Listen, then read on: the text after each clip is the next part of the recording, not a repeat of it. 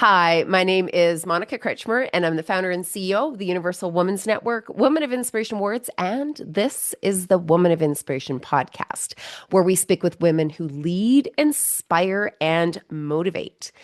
Today's guest, we are honored to celebrate Trina Kennedy. She is a registered social worker, a Bachelor of Human Sciences, and our 2025 Woman of Inspiration Inspire Award recipient.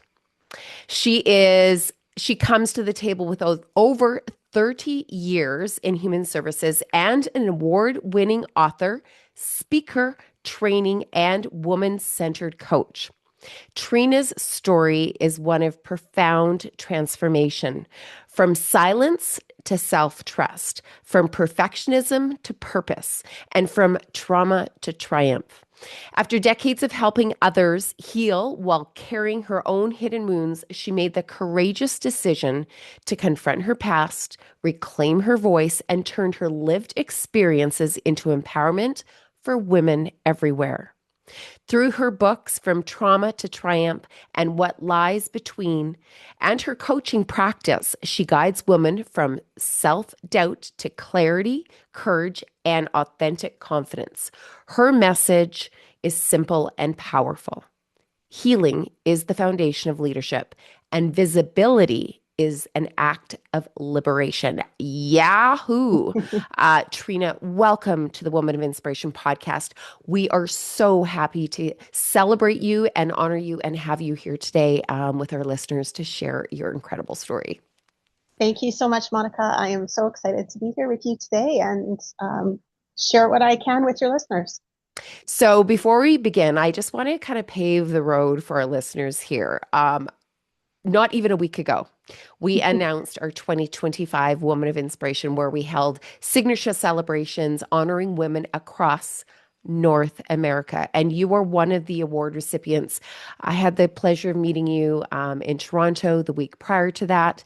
And I have got to say, I'm still feeling a little bit of the what I call an adrenaline hangover. So, Trina, how is your adrenaline hangover being named a Woman of Inspiration for 2025? That's a great way to explain it. I'm feeling the exact same way with that adrenaline hangover. And in true honesty, I'm still processing the fact that I was a recipient of this award. Toronto was incredible. It was amazing to be in the room with such incredible women celebrating each other. And I'm so honored and humbled to be a recipient, but I'm going to be honest, it also feels really vulnerable. Winning feels vulnerable. And so I've spent years healing and being really open about my healing and my journey. And so it was really this interesting opportunity to kind of evaluate why is this feeling so uncomfortable. And I think it just feels uncomfortable because it's not familiar, and anything unfamiliar to our nervous system feels scary and overwhelming. There was a moment in that room in Toronto where I'm like, why am I here? Do I deserve this? But then it was, I using the tools I teach the women in coaching to quiet that inner monster that I call it in my book and say, of course, I belong in this room. Every woman belongs in every room, and every woman belongs at every table. But just recognizing, my nervous system was feeling dysregulated just because it was new and unfamiliar, and just made space for all the feelings. And so just processing everything. It's just been an incredible journey. And this year, this is just an incredible way to wrap up an incredible year that I've had. Well, I can honestly say over the hundreds of, we've celebrated over 1,200 women Incredible. around the world in the past decade. And those thoughts and those feelings are completely, um, uh, there's very few women that I've talked to over the course of the past decade that have felt anything but that unfamiliarness Mm-hmm. of receiving recognition. And it's about receiving recognition. It's like we're conditioned to just keep moving forward, and we're just driven that way. We're ambitious, we're driven, we've got to achieve and move forward. And standing in that moment and just acknowledging almost feels very surreal. And Yeah. so, I'm going to say the feeling is real, and you shared that it's uncomfortable, and that's because we need to do more of it. And it's great that you're being so vulnerable talking about that, because our listeners are probably shaking their heads right now, Mhm. going, I felt very vulnerable when I have to step into the spotlight and receive recognition. It's not that you're not deserving, it's just, it's so unfamiliar and it hasn't been done enough or as often as actually we deserve. So, congratulations and own Thank that you. spotlight. This is Absolutely. what this is all about. This is about Yes. giving permission where you are fully taking permission for everything that you've accomplished. And this is just the beginning, by the way. Women of inspiration do not stay in one spot, they always continue to rise. But through your story and your authenticity, it's going to empower other women to do the same. That's fantastic. And that's actually my personal mission is to inspire others along their journey, celebrate them, amplify them, and encourage them along the way. So it's brilliant. Okay, now the listeners are going, okay, so tell me about her story. I want to hear. And I get goosebumps because your journey is very moving, and we call it from silence to strength.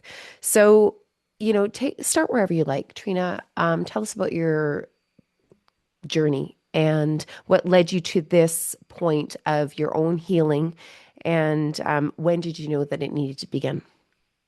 Okay. So I was raised in a family of three girls. I'm the oldest. I have a middle sister and a younger sister. There's 5 and 8 years difference between us. And from the outside, it was a very typical upper middle class family. And I'm sure from the outside, it looked like we had it all. Two-parent home. We went on these great, beautiful vacations, and I had all the designer clothes, and I was a competitive dancer.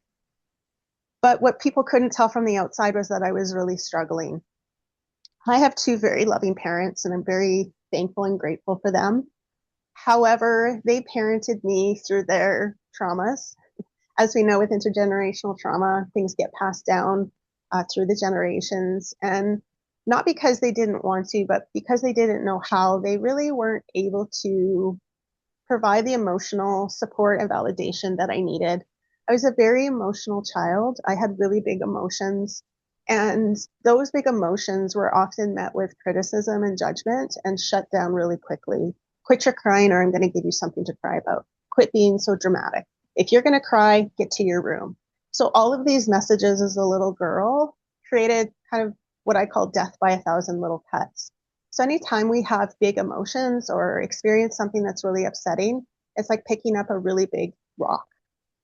And if we don't have people who are able to hold a safe space for us where we're seen and validated and supported, if we have that, that distress loop gets finished. If we don't have that, that distress loop doesn't get finished, and that big heavy rock gets put in our backpack. Well, I was just a little girl. My backpack could only hold so much. And so, with every circumstance when my distress loop was activated and my parents weren't able to give me what I needed to complete that distress loop, my backpack got really full really quickly. And that full backpack ended up turning into anxiety and depression. And by the time I was 16, through a series of lots of different things, bullying in school and not knowing how to regulate, not having people to talk about what I was experiencing, the only way out of the pain that I was in, I felt at 16, was to take my life. And so I had a really big suicide attempt, a serious suicide attempt, landed me in the ICU, in the psychiatric ward for 2 weeks. And, that was really traumatic. The being in the hospital actually, I think, made it worse. It really was a really, very negative experience, and all the little experiences, but not little, that led me up to that point. And so here I am in the hospital. It's a few weeks before Christmas. My dad didn't come and see me. So, when you internalize everything as a child or an adolescent, everything's about you because you don't have that perspective or that, broader context of understanding. I internalize that as he hates me and he's ashamed of me when, in actuality, he was going through his own hell of what that created for him. A child trying to take their life. I can't imagine. This was the mid 80s. So, you Mm. know, Shame. people, yeah, so much shame. People didn't know how to talk about it.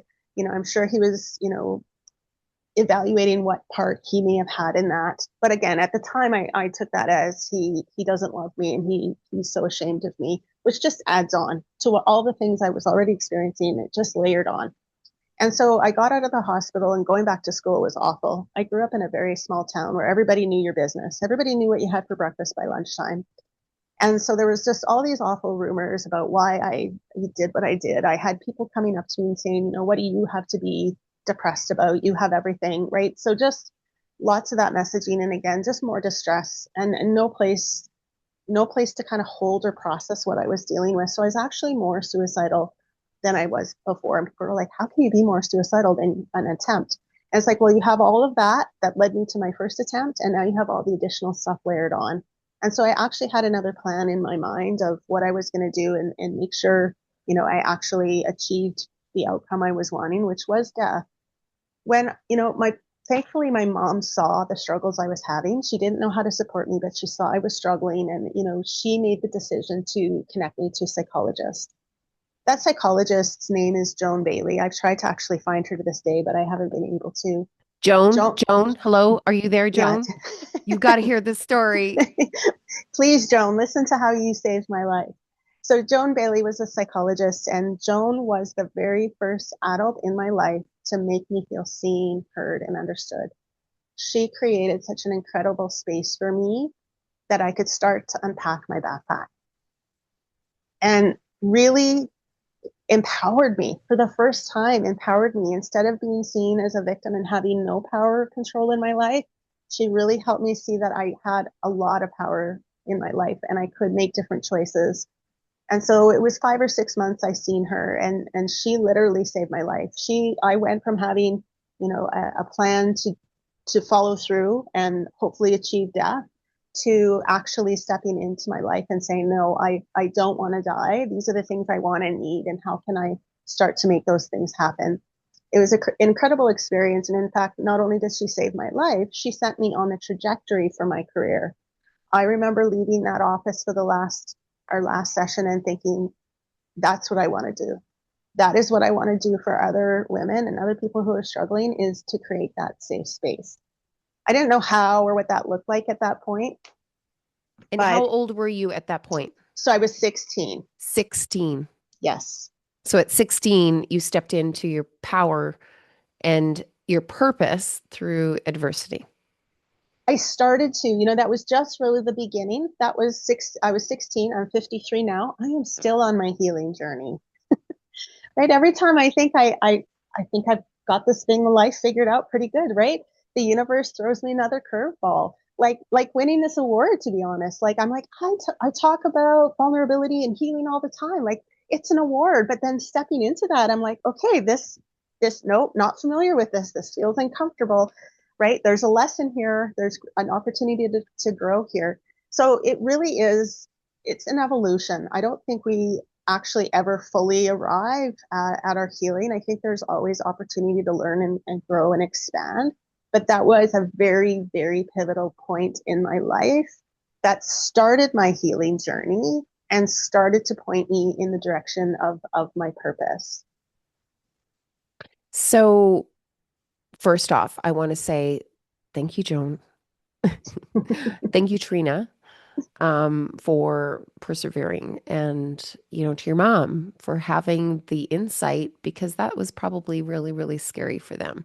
Mhm. And as you're talking about your story, I'm thinking about, man, with social media and young women right now, it's not just what words are being spoken, it's the images that we see, the comparison, the cyberbullying that is rampant, that there is no way of stopping, right? And so I think about how needed it is for your message to be shared. So thank you for having the courage to share your message and stand fully into your power to do that. Thank you so much.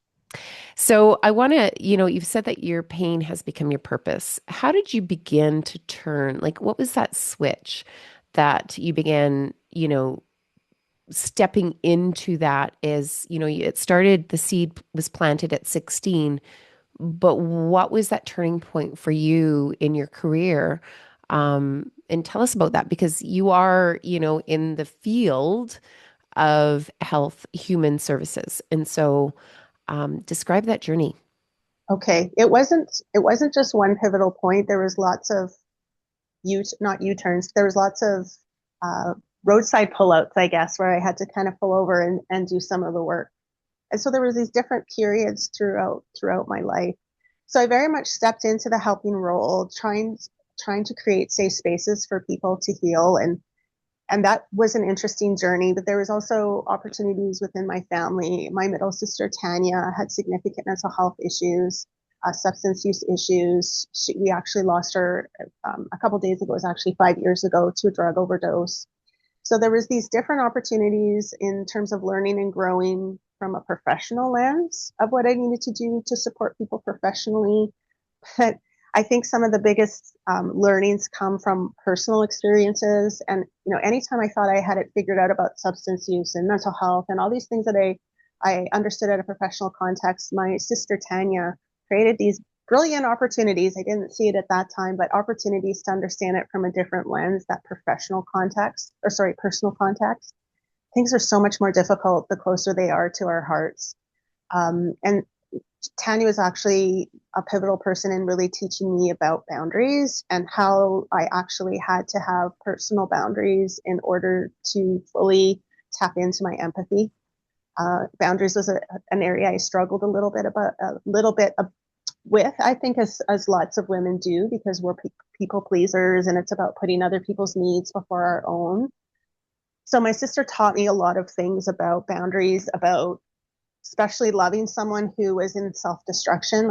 For a long time, I thought it was my responsibility to save her and rescue her, especially as a social worker. A lot of people in my family looked to me to have the answers or the tools or the knowledge of how to support her. And it really put a lot of pressure on me because I thought I should be able to do those things too. And then there was really a point where I realized it's not my job. So one of the greatest lessons that I'm so incredibly grateful for my sister, and I tell her this all the time, and I have actually a better relationship with her now that she's passed than I ever did. Our relationship was quite complex. I thank her every day for teaching me that it is not our job to fix anybody's pain. That's their job. But what I can do is let them know they're not alone in their pain. And that's a Mm. big difference. And she's also taught me too that when people are struggling, we want to fix it. And we come from the perspective, I want to fix this because I care about you. But what she really taught me was that's actually not where it's coming from. It's coming from a dysregulated nervous system. And it's like your emotions are making me feel uncomfortable. And I don't know how to hold this in my own nervous system. Therefore, I'm going to tell you what you need to do to fix it so I feel better. Like, Okay, yeah, hold on a sec. That is a lot. okay. I'm like, OMG. Yeah, Like, I can just imagine people listening or watching going, because mhm, it's just that realization is powerful. yes. And it's a hard realization, right? It's a hard realization. I'd spent, years by this point, even decades, supporting people in their darkest times and really believing I was this empathetic, compassionate person. And certainly was, but I just wasn't fully tapping into it because she taught me I have to be able to hold those uncomfortable emotions. I have to make space for pain and shame and betrayal and all those really yucky, heavy emotions. I have to be able to hold that space for those emotions within my own nervous system if I'm going to hold space for others to feel those things. And so often what happens is when someone's struggling, we jump to problem solve it for them. And we intellectualize it as, oh, I'm just trying to help and I know what they need. And if they just do this, their life will change and it'll be better. And I'm only doing this because I love them and I care and I see their potential. But that's not the truth. You're doing that because you're uncomfortable in your own nervous system with the emotions that they're exhibiting. And so what happens is we shut them down and we take away their power when we tell someone else what they should do or how they should live their life, or just do this and then you'll be fine. We're completely disempowering them, and it feels judging and shaming to them in a way, because the message is you can't figure this out for yourself, so I'm going to tell you what you need to do. And go ahead. So the solution is to do what? Well, to do our own healing and to learn how to make space for those yucky emotions that a lot of us have spent our whole life numbing, dismissing, ignoring, or stuffing. And how best do we support the individuals that are in our network or that have come to us for support and honor them and recognize it so that they are empowered and Mhm. supported through the process. So, what would you recommend? Taking some really deep breaths, recognizing and tuning into your own body signals, right? Our body is going to send us signals that we're dysregulated. Okay, I notice my heart rate's elevated. I'm breathing quicker. So just notice that in our own bodies. Take some deep breaths. Practice the pause. So the pause takes us out of that reactive fight or flight um, place in our brain and moves us back into connecting with our cortex, which is the thinking, rational part of our brain, validating people's feelings. So it sounds to me like you're feeling this because of this. That makes a lot of sense. So we need to validate, even if it makes no sense to us, or we're thinking, well, I went through something similar like that and it wasn't a really big deal. We need to put our egos aside. It's not about us, it's about them. So validate their feelings. First, get regulated in your own nervous system, validate their feelings, sit with them there in the dark or that dark pit that they're in, and empower them and say, thank you so much for trusting me to share this with me. That was really Mm, big. And that takes courage and vulnerability. And I want you to know I'm right here with you. And I believe in your strength to get through this. And I want you to know you're not alone. And then we maybe help them problem solve. What do you need? What do you think would be helpful? Questions are powerful. Questions mm, allow the person to have introspection. Introspection means I'm going to go within myself and find the answer. We are a society that looks external for validation, for worth, for acknowledgement, for answers, for fixes, which is all disempowering. We have the answers. We may not believe we do at the time, but we have the answers. We have the knowledge. We have the wisdom. So it's about creating that space for women or people, not just women, this works with men too, or boys and girls, to create that space to say, I'm here with you. I see your wounds. I see your hurt. I'm not judging that. I'm right here with you. Let's figure out what you need to move forward. But we help them generate what they need or the answers. It's a really big shift. okay, so there's lots of great big holidays coming up, which spark a lot of emotions and a lot of, kind of belongingness and, like the Christmas and the holidays where, families are gathering and there's lots of pressures on individuals. So this conversation is so timely, right? Mm-hmm. Because we don't know how everybody's responding to these certain things that are coming up in life. So thank you. This has Mm-hmm. been really powerful. Um, I want to shift. There's so many questions I have for you, Trina. Um, perfection and the armor and the authenticity. So let's talk about perfection. All right. You speak openly about perfectionism as armor. How Mm. did you let go of perfectionism and reshaped confidence in your relationships? And I think this is so, so important to start talking about is this we have to, like, we're doing it all, or, like we're these perfect individuals where we don't make mistakes. And so, how did you let go of that perfection and what did it do for you? Great question. So the first part was I had to realize how perfectionism was actually holding me back and how perfectionism was actually getting in my way of relationships. So first I want to speak to why perfectionism, people pleasing, any of those types of coping strategies are actually armor that we developed in our childhood as a way to survive in our families. So I learned really quickly that it wasn't safe to show my true feelings. I learned really quickly that I had to suck it up and soldier on and figure things out on my own because people weren't showing up for me in the way I needed. So that became the armor. So I also learned that love, acceptance was transactional. If I behave this way, I get this positive attention. If I don't behave this way, I get negative attention. That's transactional. And so I learned really quickly that, okay, if I pretend I'm perfect and act perfect and say the perfect things and do the right things at a cost to my true self, does that will that get me that external validation of my worth? And so that becomes my armor. And then eventually it just became my identity. I just thought that's actually who I was. And so it kept showing up in my life. It kept showing up in particularly my relationship with my husband. And I started to do my own work around healing, and I came across The Gift of Imperfection by Dr. Brene Brown. So Many of your what is that called The again? Gift of Imperfection by Dr. Brene Brown. So lots of your listeners are probably very familiar with her. She's written, I think she's on her seventh book now. But I read that book and it was life changing. And what it showed me, because I thought, oh, I'm a perfectionist. That's a good thing. Don't you? You should want to do good in your life.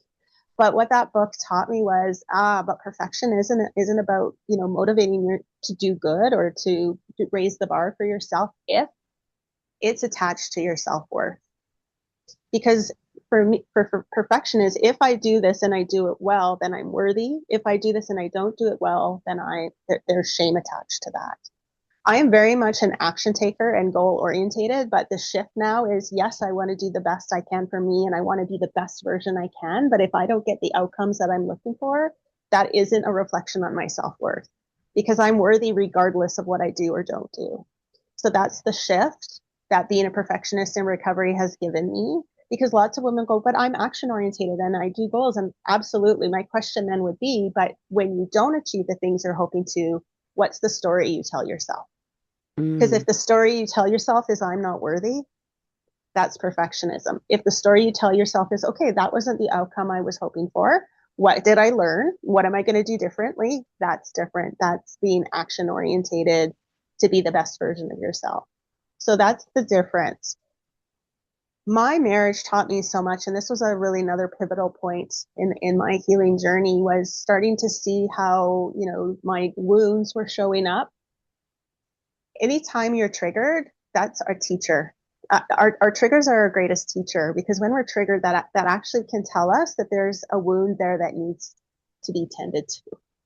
And so when I So was, go ahead, what triggers? Like triggers. Okay. everybody talks about triggers, but give us an example of Okay. like a trigger in your marriage that kind of sparked you to go, uh-huh.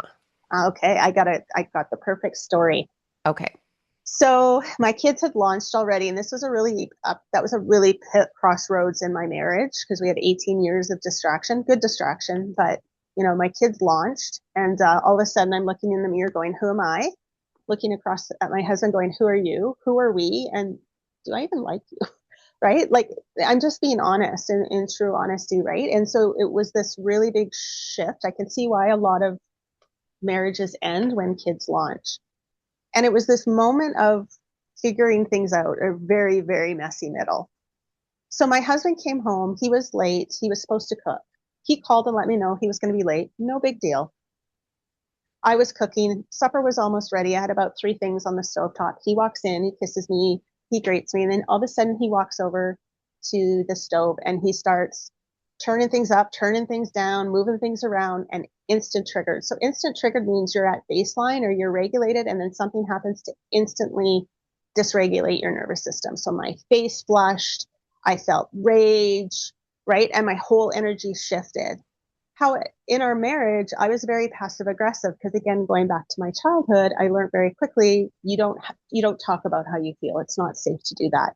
So that translated as a wound of, I'm not going to talk about it. And when we don't talk about it, we act it out. You don't talk it out, you act it out. And so my energy shifted, and right away, Stephen felt it, and he looked at me and he's like, what's wrong? And I'm in my passive aggressive way, nothing, right? In this really angry, sharp tone. And then it was just this moment of pause, because I'd been, again, doing my healing work, and I just stopped and I go, okay, whoa, what just happened? So it's almost like I took a step out as an observer, and I'm like, he walked in, he greeted me, everything was fine. He did what he did, and then I was instantly triggered. And so what I've learned in those moments of feeling triggered, I say to myself, what's the story you just told yourself? So when I really stopped and thought about what just happened, I said, the story I just told myself was, I'm not doing it right. I'm not doing it right. Mm. So he's walking in to show me how to do it properly. That had nothing to do with Stephen or what he did. That action catapulted me right back into my childhood of being criticized as a little girl. And so that's the trigger. That's how it showed up. And how many times do those things show up in relationships? Amazing. And so was that a turning point in your messy launchness of kind of getting your marriage kind of and your partner in your relationship back on track? There was lots of messy in the context of that. But for me, that was the moment of, you know what, I have held Stephen responsible, our whole marriage, for not triggering me. It is not his responsibility. It is my responsibility. Like what just happened had nothing to do with him. That had to do with the stories I was telling myself based on the wounds that I hadn't healed. And so it was a real shift for me to own my triggers, to own my story, and to really step back and start to see how those patterns show up. And I'm still working on these patterns. Part of my wounds were not feeling seen as a little girl. Well, I still show up in relationships not being seen. And the way I do that is, when I'm with my girlfriends, they do 90% of the talking, I do 10%.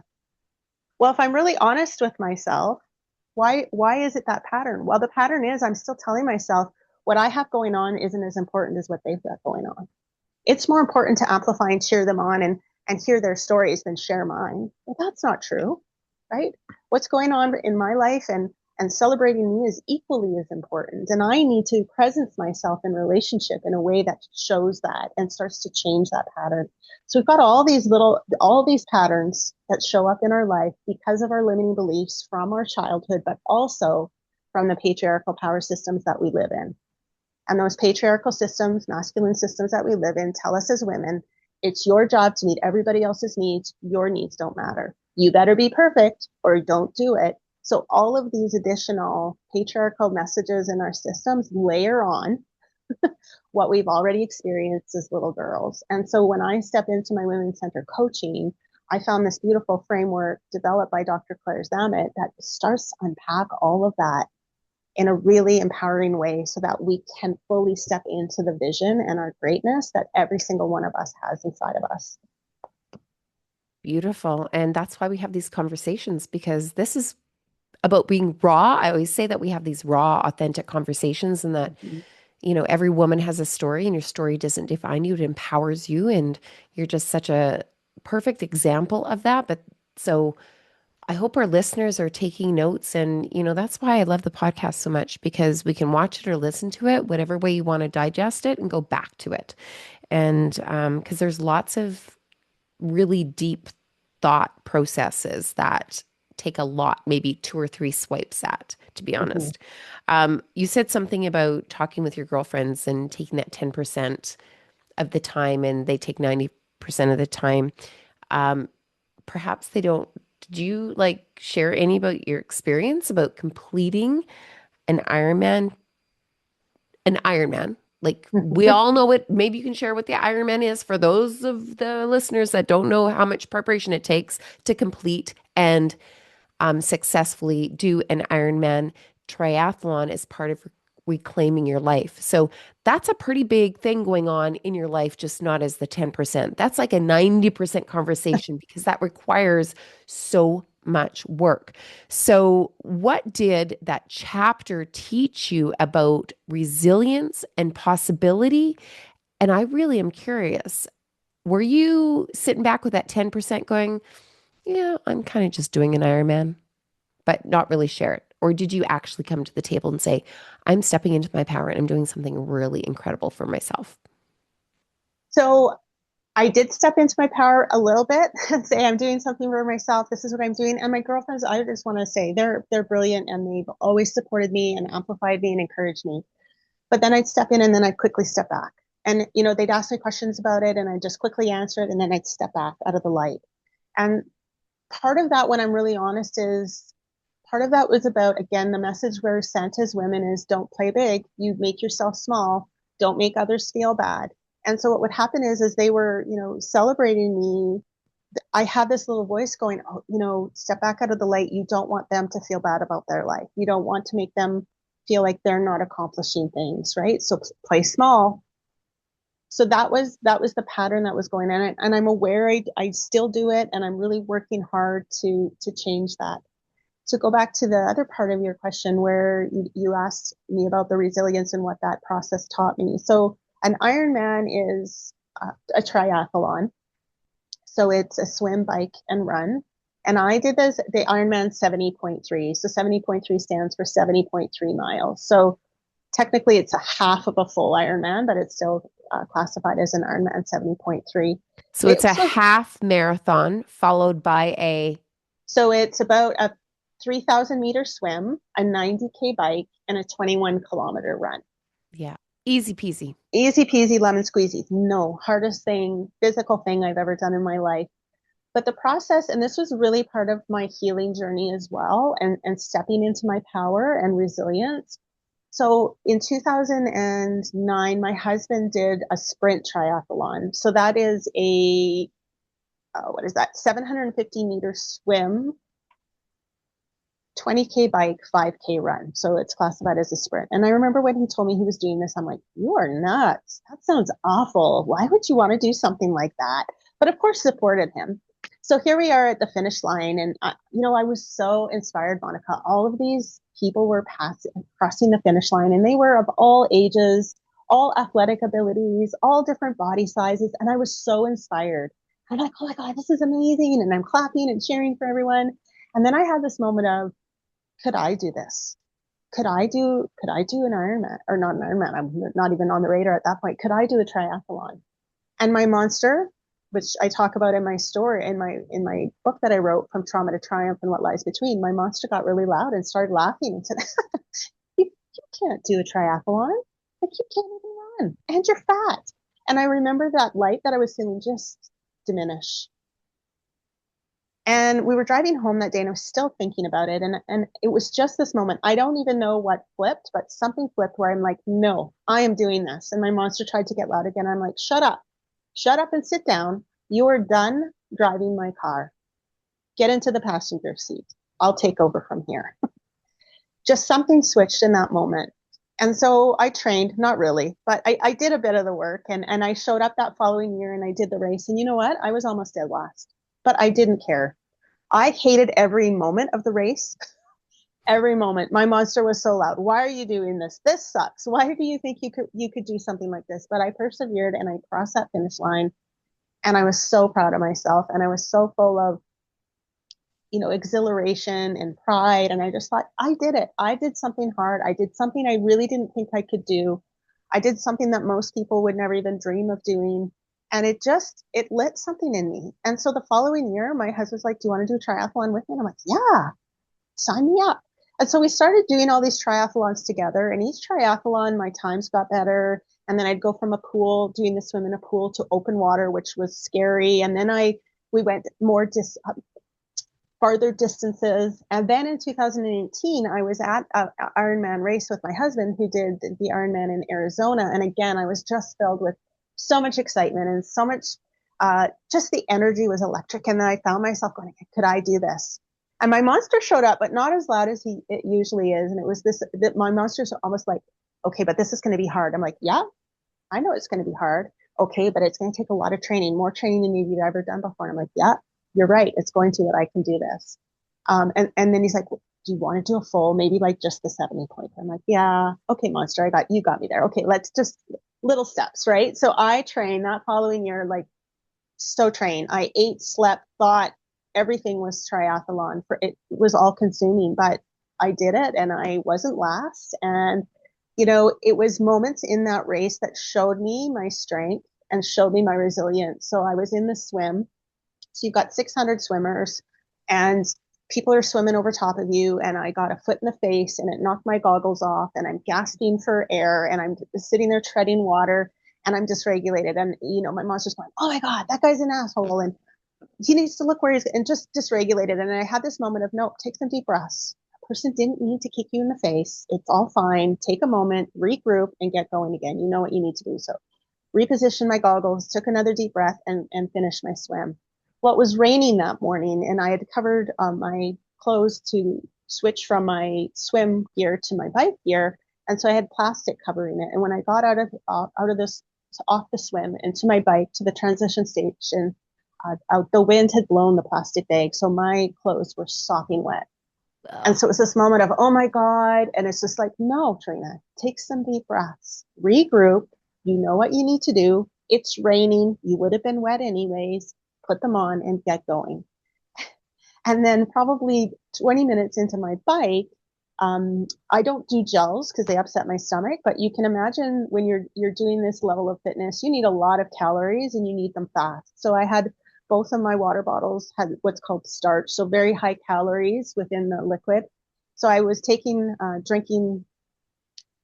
my starch or my nutrients, and I went to put it into the bike holder, and it didn't hit the bike holder, it hit the pavement. And there were so many bikers around, it wouldn't have been safe for me to stop and pull over and go get it. That would have just not been good for anybody's safety. So I just kept going. So I'm like, well, there's half my calories gone, right? It's just like, okay, it's okay. Like, we're going to problem solve this as we're biking. And I had to stop at a station. It was fine. But it was all these little moments in this race that I had to tap into my strength. I had to tap into my resilience to continue to push through. And I've carried the lessons I've gained from my triathlon experience has carried me into every aspect of my life. And it is what allowed me to sit down and write my book. And the triathlon was the most physically difficult thing I've ever done in my life. But writing my book truly was the most mentally and emotionally difficult thing I've done in my life, aside from choosing life over death when I was 16. That was pretty darn difficult too. So those are the things that the triathlon experience and my Ironman really taught me. And I actually got the symbol of the Ironman. Um, can't see with Let's my see it. bracelets, but it's the Okay, so I Ironman can see, symbol. oh, the Yeah, 70.3. it's upside down, but there we go. Oh my God, I love it. Does your So husband have a matching one? not on his wrist, but he's got a beautiful one on the back of his calf. So that is, my mom hates tattoos. And she's like, what? So I told her about it. And she's like, why? Where people can see it. I said, no, mom, it's for me to see it. It's for me to see it that when the monster gets loud and tries to talk me out of doing something, I can look down. That's my visual representation that I can fricking do hard things. Beautiful girl, you can do hard things. And that's kind of my mantra. And so the lessons I gained from triathlon have carried me hundredfold into all areas of my life. And that's, yeah, I wouldn't trade that time. I have no interest of going back and doing triathlons. In fact, my husband just asked me a couple months ago, do you want to get into triathlons again? And I'm like, no. And he's like, you answered that really quickly. I'm like, no, that part of my life is done and I'm thankful and grateful for it. But, I'm testing my resilience and building my greatness in other ways. So There's so many things there, Trina, that are like they're going through my head right now because I know I haven't done a 70.3. I only did a sprint and my toenail was like flapping back and forth oh, in that water. And that's the only thing I could focus on when I was yep. doing my open water swim.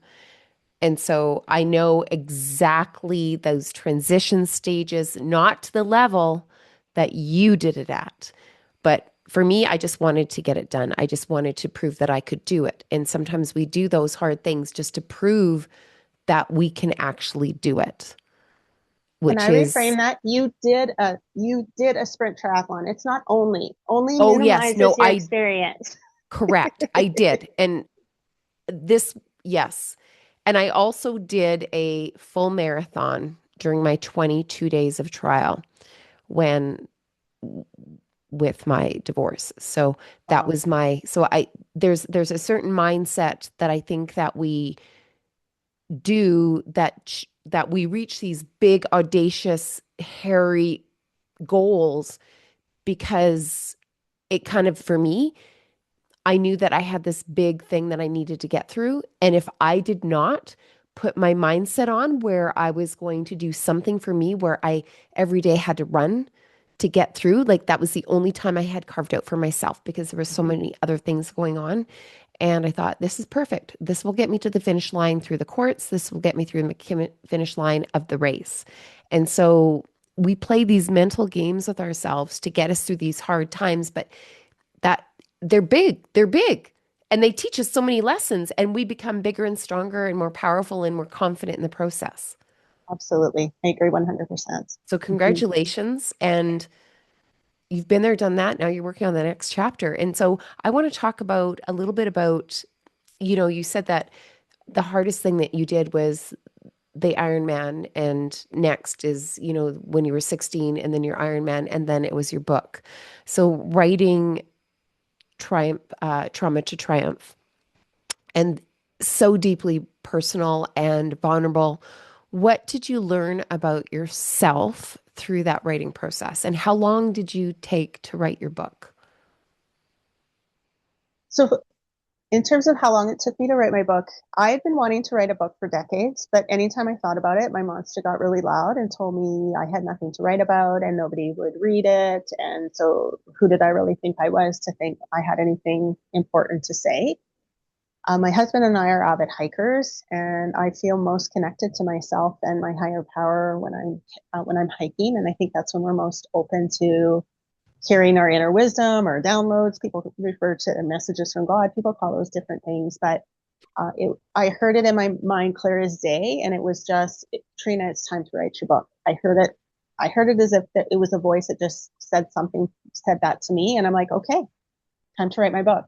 And so I went home that night, and my husband and I were in the hot tub, and I told him, like, I'd never told him I had any interest in writing a book. He had no idea. And I just said, so I want to tell you something. I'm going to write a book. And he's like, what? Like, took him off guard, of course. He's like, oh, that's amazing. And I think, you'd write an incredible book, because he's my biggest supporter.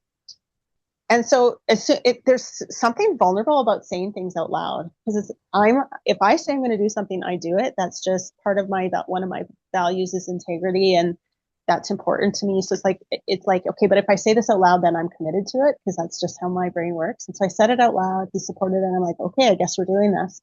So that was January, and by March the following year, I had my manuscripts completed. So it happened really quickly.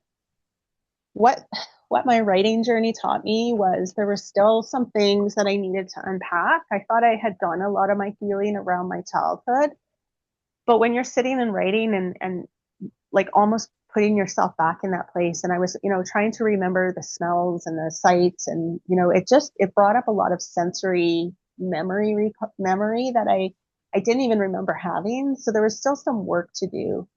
And it was also a really precarious process, because I wanted to honor my story, because that's what it was about. It was honoring my story in all aspects of how I was impacted, but I didn't want to dishonor my parents in the process. And so it was like this really weird middle of, how do I still speak my truth, but still honor them and not hurt them? Because that was really important to me. So that was what was really my intention through the whole process, was don't minimize your experience to not cause hurt. This is going to cause hurt, but within the hurt, there's opportunity for healing. So that was kind of what kept me going. And it was also this process of what's my story to tell and what's not my story to tell. Because a lot of my story, of course, brings in my husband and my marriage and my children. And so I still wanted to honor, their privacy and boundaries around those things, but still, share stories that could illustrate what I was trying to express. So it was a really interesting process, and I'm really happy with the product. Like I know I did a really great job at doing what I just said, honoring my story, but not dishonoring them. And in fact, my mom had a lot of anxiety, understandably. If my kids came home and said, Mom, I'm writing a book about trauma and my childhood, I'd be like, what? So Go to understandably, your room. right. Stop crying. She had a lot of anxiety, but I gave her the manuscript, and I gave the manuscript to all my family and said, if there's something in here that makes you feel uncomfortable or you don't want me to share, let's have a conversation about that. I wanted them to know that they had some, input for changing things if there was something that made them feel uncomfortable. So I woke up to a text the following morning. My mom stayed up all night and read the manuscript, and she just said, wow, first of all, I had no idea you could write like that. And then she said, I had nothing to worry about. You've made me so proud. And it's like you told my story. And I said, yes, I told your story and my grandmother's story and my great grandmother's story. And right, this lineage of women, particularly, of who had those experiences. And so I knew it was going to be okay. It didn't matter what anyone else thought about my book. My mom said that, and that was just so heartfelt. It created opportunities for some discussion with my dad. As soon as I told him I was writing a book about trauma, of course, I mean, he's 78. Trauma. What do you have to write about trauma? You were never beaten. You were never sexually abused. Because for a lot of people, especially the older generation, that's what comes to mind. And I'm like, you're right, Dad. I didn't experience that, and I'm so thankful. But there were things I experienced that were deeply, deeply impacting to me, and I need to give voice to that. And I'm sorry if that hurts you. I know you did the best you could.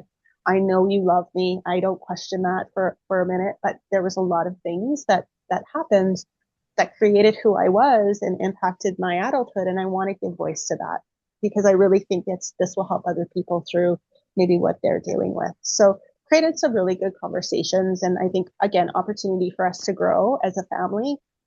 And I know one of the greatest gifts we can give our children is to do our own healing. And I know I can confidently say my legacy was I've stopped the intergenerational trauma being passed down. And I'm so proud of that. Microphone drop. This is a great way, you know, to wrap up a powerful episode on the Woman of Inspiration podcast. Thank you, Trina, for sharing your journey, so vulnerable about your story and the process of some milestones and, just getting through the tough stuff. But also, what is your calling, to help women silence that inner critic? I would like to really end, and I'd loved actually the part where you were really authentic about your relationship with your husband, who is your biggest support her, your ally and your champion. So I hope that he's really proud of everything that you've continued to do and the ripple effect will only continue to get stronger. But I would love to wrap up our Woman of Inspiration podcast and, you know, I think you've arrived at a place, such a beautiful place, and you're stepping into the spotlight, which is such an uncomfortable place for most women to do. So, Trina, my question is two parts. What does this now feel like, knowing that you deserved it, to step into that spotlight? And how can we encourage more women to do the same? For me to be acknowledged as a woman of inspiration, it just shines light that it is okay to celebrate the things that we've accomplished. But I hope it also shines light on the fact that it isn't our perfectionism or our ability to meet everybody else's needs that is what should be highlighted. It's really about our persistence and our heart and our truth. And I'm really hoping my legacy is to show other women that even in the becoming of who we are meant to be, that they are already carrying the power with them in them to rise. And it isn't better or worse or farther ahead or farther behind. We are all walking home on different paths. And I don't like to say empower, giving permission for others to empower, because again, to me, that sounds like as women, we need something external to say you have my permission to do this. No, you already have the power within you. And it's about amplifying women to tap into the greatness that is within them. And I'm just hoping I can shine the light on that dark path for other women to be able to step into their own light. Beautiful. Well, Trina, it has been an absolute pleasure to have you and share this, past hour on the Women of Inspiration podcast. How can our listeners contact you, reach you, learn more about your journey, connect with you? Sure. The easiest way would be through my website. So that's trinaleekennedy.ca. I'm also on social media. Instagram is Trina L. Kennedy and Facebook is Trina Lee Kennedy. So any of those places, people can reach out. I do offer a 30-minute complimentary breakthrough session for coaching. If somebody's, thinking I might be somebody they want to work with to help them tap into their greatness, they can book that 3-minute free breakthrough session and just see if it's a good fit. Beautiful. Well, thank you for stepping into your power, sharing your story. Trina, congratulations once again on Woman of Inspiration Inspire Award, which you truly are an inspiration. And to our listeners, if you enjoyed this episode, number one, click subscribe. Number two, share it widely. Share it with anybody that needs to hear a story about how to, silence that inner critic and get through some tough stuff and be really stand proud in the spotlight for everything that you've worked hard to do. So, I look forward to the journey ahead and thank you, listeners. Thank you, Trina. We look forward to sharing more stories of women who lead, inspire, and motivate.